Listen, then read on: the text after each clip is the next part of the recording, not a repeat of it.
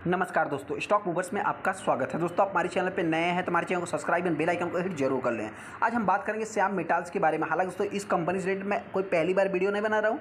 इससे रिलेटेड हमने बहुत सारे वीडियो बनाए और हर बार आपको पॉजिटिव ही बताया है। हालांकि हो सकता है कि आने वाले समय में इस कंपनी में और भी तेजी देखने को मिल सकती है। ऐसा क्यों दोस्तों, उससे रिलेटेड मैं आगे डिस्कस करूँगा। आज के दिन इस स्टॉक में इतनी तेजी क्यों थी, सबसे पहले उस पॉइंट को हम कवर कर लेते हैं। हालांकि पहले से रिटेल इन्वेस्टर के पास ये स्टॉक होगा दोस्तों, और कुछ हो सकता है कि अभी इस स्टॉक में बाइंग करना चाहते हैं, जिससे रिलेटेड मैं आगे डिस्कस करूंगा। हम आगे श्याम मेटाल्स के ऊपर, जैसा कि आप देखते हैं आज की बात करें तो 7% की स्टॉक में तेजी देखने को मिली। यहाँ पे आप देख सकते हैं। हालांकि दोस्तों देख सकते हैं कि मार्केट में जो कि कंपनी गैप अप ओपन होती है, स्टॉक जो है कि 500 के ऊपर भी ट्रेड होती है। यहाँ पे देखा तो प्रीवियस क्लोजिंग से कंपनी गैप अप ओपन होकर और मतलब हायर हाई ही कंपनी कर रही थी। हालांकि दोस्तों यहाँ पे देखेंगे जो आज का कंपनी का हाई है 523.40 रुपये देखने को मिलता है। यहाँ की अगर मैं बात करूँ तो यहाँ पे भी वही प्राइस आपको देखने को मिल जाएगा। तो अभी इस स्टॉक में इतनी तेजी क्यों थी, सबसे पहले हम उसको कवर कर लेते हैं। सबसे पहले अगर आप डेट देखेंगे दोस्तों तो 5 दिसंबर 2023 का डेट देखने को मिल जाएगा। वहीं पे देखा है तो जो मंथ एंड है, मतलब आपसे बताना चाहते हैं 30 तारीख की अगर मैं बात करूँ, 30 नवंबर तक का जो सेल्स डेटा रिलीज किया है कंपनी ने। सेल्स डेटा की भी अगर मैं बात करूँ तो आप सभी लोगों को पता है दोस्तों, देखिए स्पॉन आयरन की बात करें तो इस कंपनी का जो देखने को मिला है, मतलब आप कह सकते हैं कि ईयर ऑन ईयर से जो क्वांटिटी परसेंटेज टन में है दोस्तों, तो लगभग 200% के आसपास जंप देखने को मिली है। तो ये सबसे बड़ा पॉजिटिव आप मान सकते हैं। ऐसे में कुछ में आपको निगेटिव भी देखने को मिलेगा। अगर स्टील विल्टेज की बात करें तो इसमें निगेटिव देखने को मिलेगा।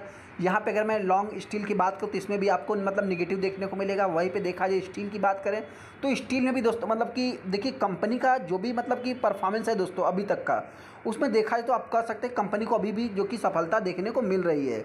हालांकि ऑरेंज में देखेंगे दोस्तों तो मतलब माइनस थोड़ा सा आपको देखने को मिल जाएगा। वहीं पे अगर मैं पेलोड की बात करूं तो यहाँ पे ऑरेंज और दोनों आपको मतलब कि तेजी देखने को मिलेगा, मतलब दोनों में अच्छा खासा जंप देखने को मिल रहा है। यहाँ पे देखा है तो मतलब कि फेरो एलॉयज़ की बात करें जो कि कंपनी का ही प्रोडक्ट है दोस्तों, तो बहुत सारी देखिए फेरो एलॉयज़ की बात करें तो इसमें एक बहुत बड़ा सेक्टर मतलब कि कंपटीशन भी है, तो इसको भी आप थोड़ा सा निगेटिव वे में ले सकते हैं। हालांकि कंपनी निगेटिव पेश किया। तो सबसे खास बात है दोस्तों अगर मैं बात करूँ तो यहाँ पर अगर आप देखेंगे तो जो कि एल्युमिनियम की मैं बात करूँ, एल्युमिनियम में भी देखा है तो कंपनी को प्रॉफिट दर्ज किया है। यहाँ पे देखेंगे दोस्तों जो कि स्टेनलेस स्टील की बात करें तो इसका भी डेटा जो कि रिलीज नहीं हुआ। अभी इस स्टॉक को बाइंग करना है नहीं करना है दोस्तों, कंपनी करती क्या है। हालांकि आज के दिन तेजी की दोस्तों तो कंपनी के सेल्स जो कि नतीजे आए जिसके कारण स्टॉक में अपने को जंप देखने को मिली। अभी बाइंग करना है नहीं करना है दोस्तों, कंपनी करती क्या है। सबसे पहले दोस्तों आप यहाँ पे देखेंगे तो जो कि company one of the leading ingredient मतलब जो कि प्रोडक्ट बनाती है, मेटल प्रोडक्ट आप कह सकते हैं इंडिया में।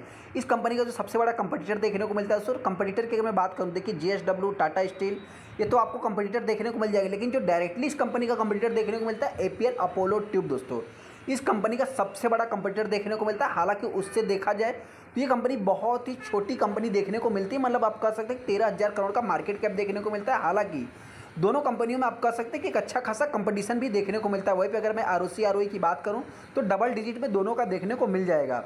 हाँ, कंपनी की अगर मैं सेल्स ग्रोथ की बात करूं, प्रॉफिट ग्रोथ की बात करूं तो इसमें थोड़ा सा अप्स एंड डाउन्स होता है, क्योंकि दोस्तों मेटाल सेक्टर का स्टॉक हो चाहे मेटाल सेक्टर की कंपनियां दोस्तों, उनके सेल्स के आंकड़े जो आते हैं उसमें अप्स एंड डाउन देखने को आपको मिलेगा ही।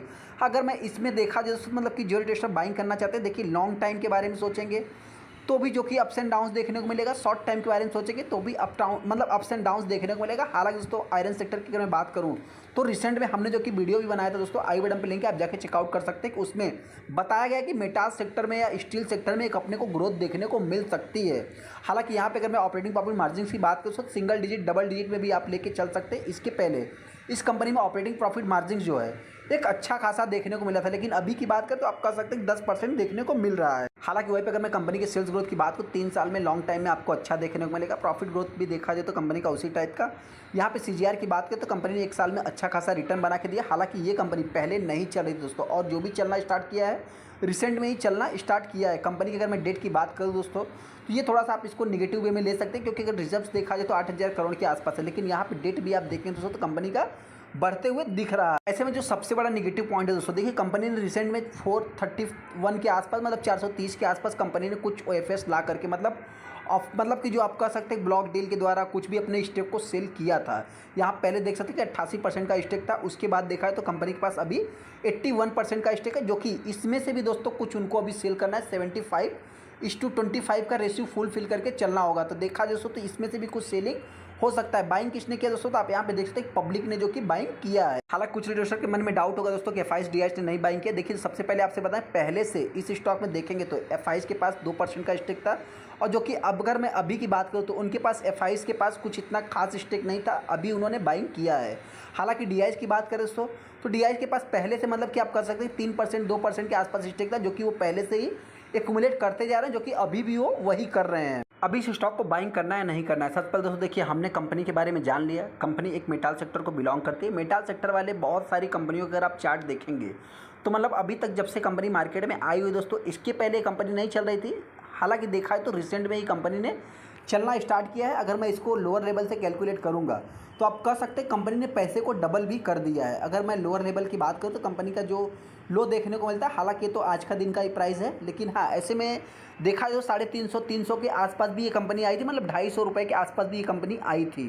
तो जो रिटेस्टर इस कंपनी को बाइंग करना चाहे दोस्तों, लॉन्ग टाइम के बारे में आपको चलना है, मतलब सोच के चलना है दोस्तों, बाइंग करना है। क्योंकि दोस्तों एपीएल अपोलो ट्यूब इस कंपनी का सबसे बड़ा कंपटीटर मान सकते हैं। हालांकि बिजनेस पाइप की बात करें, बहुत सारे पाइप सेक्टर्स है दोस्तों, मतलब जो भी मेटाल सेक्टर दोस्तों उनके चार्ट आपको वॉलेटाइल देखने को मिल जाएंगे। एक ट्रेडिंग पर्पस से मतलब इन कंपनियों में निवेश करते हैं ट्रेडर्स, बहुत ज़्यादा से ज़्यादा एक्टिव रहते हैं।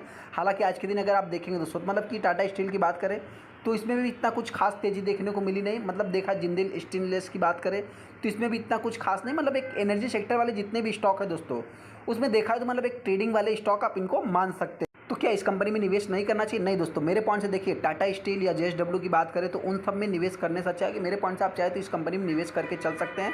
कंपनी खराब नहीं, कंपनी अच्छी है दोस्तों। 13,000 करोड़ का मार्केट कैप है। पी की बात करें तो आपको मतलब कंपटीटर के अकॉर्डिंग अगर देखेंगे इस कंपनी का पी जो देखने को मिलेगा दोस्तों, मतलब कि देखा तो सबसे कम भी आप कर सकते हैं 13 के आसपास देखने को मिला। हालांकि दोस्तों इस कंपनी के पास सेल्स ही कितना है, और इन कंपनियों के पास देखा तो एक अच्छा खासा सेल्स भी आपको देखने को मिलेगा। यहाँ पे आप देख सकते हैं जो कि कंपनी का जो सेल्स है दोस्तों लगभग 44,000 55,000 करोड़ का 4600 करोड़ का, मतलब देखा है तो इस कंपनी का ही सबसे कम सेल्स देखने को मिलेगा, सबसे कम पी भी देखने को मिल रहा है। ऐसे में इस स्टॉक में जो रिस्क है दोस्तों, रिस्क होने का मतलब क्या है कि अभी इस स्टॉक में जो तेजी देखने को मिल रही है कंपनी के क्वार्टरली सेल्स की, मतलब मंथली सेल्स की बात करें तो एक आप कह सकते हैं कि कंपनी मतलब कि भगाने का तरीका हो सकता है। हालांकि दोस्तों मेरे पॉइंट से मेन तो आप कह सकते हैं कंपनी में अभी कुछ और भी स्टेक को सेल करना है, तो हो सकता है ये भी एक कारण हो सकता है कि अभी 431 पे उन्होंने सेल किया है।